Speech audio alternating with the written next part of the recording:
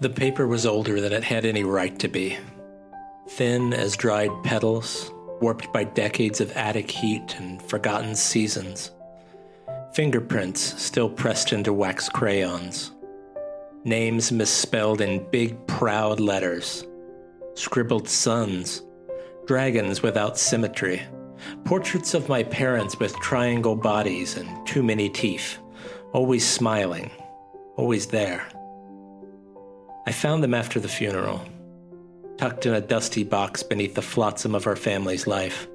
Over 100 pieces, drawings, cards, folded construction paper messages, all made for them, all kept, all carried through all the years. My first attempts to say, I appreciate you both. I love you so much. And it was too much. Not in a dramatic sense. Not in a wailing on the floor, Lifetime movie way. Just too much. Like standing in a house that still smells like your mother's hand lotion. Or hearing your father's voice in an answering machine cassette you forgot you saved.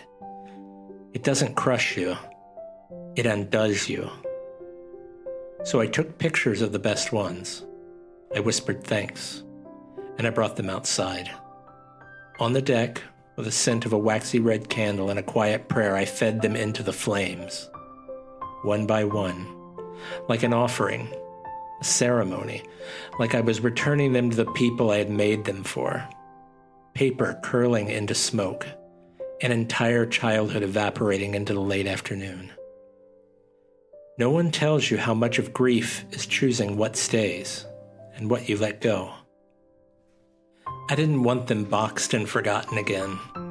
I didn't want them in a plastic bin shoved into the back of a closet like memories on life support. I wanted them to matter, and somehow burning them did. Letting go was the most loving thing I could think of doing. I watched each drawing vanish into ash, not as destruction, but as delivery. I imagined them catching the updraft, swirling past our old roofline, past telephone wires into the still air of a Kentucky dusk. And when all that remained was dust and quiet, I scooped what I could into a tin. I walked it to their graves like a final gift. And I said, "Here, I made this for you." This has been a love letter to a forgotten thing, and to the small child inside us, still trying to draw love big enough to be seen from heaven.